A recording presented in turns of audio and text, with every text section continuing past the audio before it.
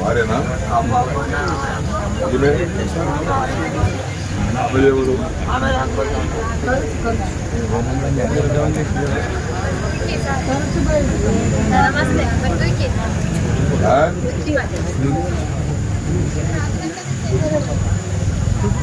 Already కదా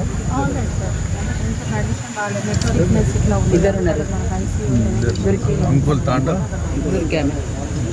మీరు ఒకరేనారా ఏమా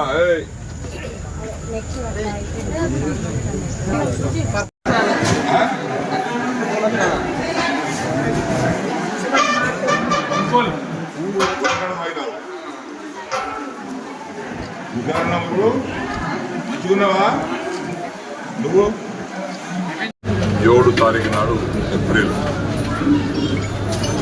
బాన్స్వాడ నియోజకవర్గంలో గల నసరాబాద్ మండలంలో కొన్ని గ్రామాలలో, పీర్పూల్లోని కొన్ని గ్రామాలలో, బాన్స్వాడకు దగ్గర ఉన్నటువంటి కొన్ని గ్రామాలలో కల్తీ కళ్ళు తాగటం వల్ల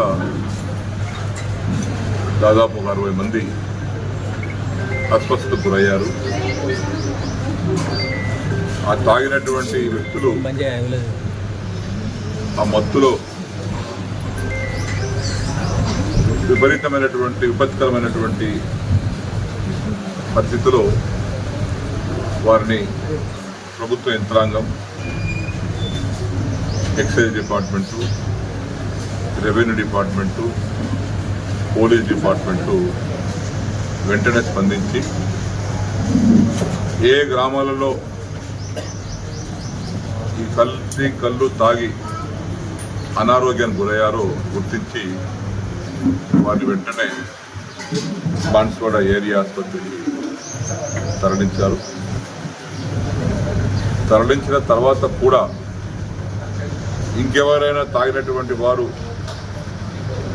ఇంకెవరైనా మిగిలిపోయారేమోనే ఆలోచనతో ప్రతి గ్రామంలో ఒక అంబులెన్స్ కూడా అక్కడ సిద్ధంగా ఉంచారు. ఆ విధంగా రాత్రి 2 గంటల వరకు ఈ కల్తీ కళ్ళు తాగి అనారోగ్యానికి గురైనటువంటి వ్యక్తులను రాత్రి 2-3 గంటల వరకు కూడా తరలించారు. ఈ తరుణంలో ఆసుపత్రి సిబ్బంది వెంటనే స్పందించి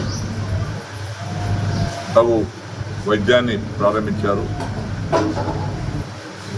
కొంతమంది ఎక్కువ కల్తీ కళ్ళు తాగి కొంచెం విపరీతమైనటువంటి చర్యలు, విపత్కరమైన చర్యలు, ఇంకా అనారోగ్యానికి ఎక్కువ ఇబ్బంది అవుతుందేమని వారి యొక్క ఆరోగ్య పరిస్థితిని గమనించి కొంతమంది నిజామాబాద్ పంపించారు. దాదాపు నిజామాబాద్కి వెళ్ళినటువంటి 13-14 మంది పేషెంట్లు కూడా అక్కడ వైద్యం పొందుతున్నారు ప్రభుత్వ ఆసుపత్రుల్లో. మరొక 2-3 వారి అవసరాల నిమిత్తం, వైద్య నిమిత్తం కామారెడ్డి కూడా ఇప్పుడే తరలించారు. అయినప్పటికీ కల్తీ కళ్ళు తాగినటువంటి సుమారు 60 పైన ఉన్నటువంటి వ్యక్తులకు ఎవరు కూడా ప్రాణాపాయ పరిస్థితి లేదు. డాక్టర్లు తగు చర్యలు తీసుకోవటం వల్ల, సిబ్బంది వెంటనే స్పందించడం వల్ల వారికి ఎలాంటి ప్రమాదం లేకుండా కాపాడగలిగారు. దానికి తోడుగా స్థానిక నాయకులు బాలరాజు గారు వెంటనే అందుబాటులో ఉండి వారు వెంటనే స్పందించి ఆసుపత్రికి వచ్చారు. సబ్ కలెక్టర్ గారు కూడా, కిరణమయ్య గారు కూడా మరి ఎక్కడో ఉంటే సమాచారం తెలుసుకొని పరిగెత్తుకొచ్చి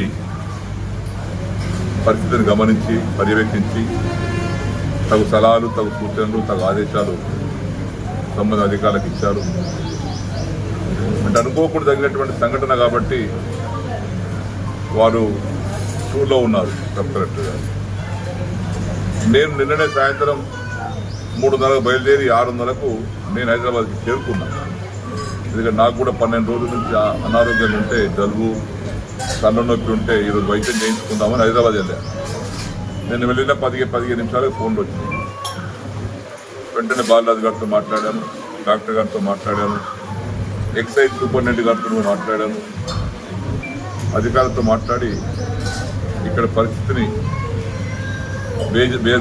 బేరీజ్ వేసుకొని ఈరోజు అందరిని పరామర్శిద్దామని ఇక్కడికి నేను కూడా రావడం జరిగింది. అందరి ప్రతి బెడ్ దగ్గరికి వెళ్ళి మనందరూ పలకరించాం. ఇక్కడ స్థానిక నాయకులు, లోకల్ నాయకులు మా వాళ్ళందరూ ఇక్కడ ఉన్నారు. ఇక్కడ ఉన్నట్టు మంచి అలవాటు ఏంటంటే మా వాళ్ళందరూ హోదాలకు అతీతంగా, పదవులకు అతీతంగా ఏదైనా ప్రమాదకరమైన సంఘటనలు, యాక్సిడెంట్ జరిగితే సమయానికి మేమున్నా లేకపోయినా వారు వచ్చి పేషెంట్ దగ్గర కూర్చుండి వారి ధైర్యము, ఇతర అవసరాలు ఉంటే అవసరాలు గుర్తిస్తారు. ఎందుకంటే ఆ సమయంలో సమయంలో బాధాకరంగా ఉన్నప్పుడు వారికి సపోర్ట్ చేయడము, మానసికంగా వారిని ధైర్యంగా చెప్పడం అనేది ముఖ్యం. కాబట్టి మా వాళ్ళందరూ కూడా వచ్చారు. ఇప్పుడు అందరూ ఇక్కడ ఈ సహాయ కార్యక్రమాలు పాల్గొంటూ ఉన్నారు. సబ్ కలెక్టర్ గారు కూడా ఉదయాన్నే మళ్ళీ వచ్చి వారు కూడా ఆసుపత్రిని పర్యవేక్షిస్తున్నారు. మరి విజయలక్ష్మి గారు, సూపరింటెండెంట్ గారు వారి ప్రత్యేక పర్యవేక్షణలో కార్యక్రమం వైద్యం కొనసాగుతూ ఉంది.